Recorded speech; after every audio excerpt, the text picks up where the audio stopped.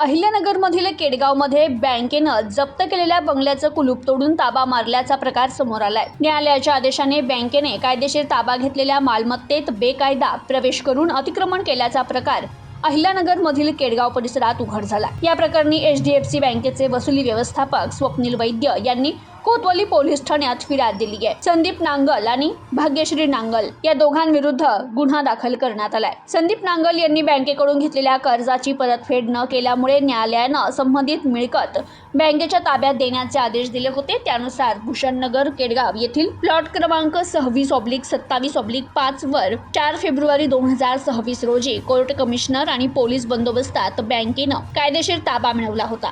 मालमत्तेला अधिकृत सील लावून बँक प्रशासनाने तेथे सूचना फलकही लावले होते। मात्र 6 एप्रिल रोजी दुपारच्या सुमारास आरोपींनी बँकेची कोणतीही परवानगी न घेता आणि न्यायालयाच्या आदेशाचा अवमान करून या मिळकतीत बेकायदा प्रवेश केला। जप्त केलेल्या मालमत्तेचं कुलूप तोडून तिथे पुन्हा अतिक्रमण केल्याचं फिर्यादीत म्हटलंय। तर या बेकायदेशीर घुसखोरी केल्याप्रकरणी पोलिसांनी दोघांविरुद्ध गुन्हा दाखल केलाय। प्रतिनिधी शफी सय्यद, न्यूज टुडे 24, अहिल्यानगर।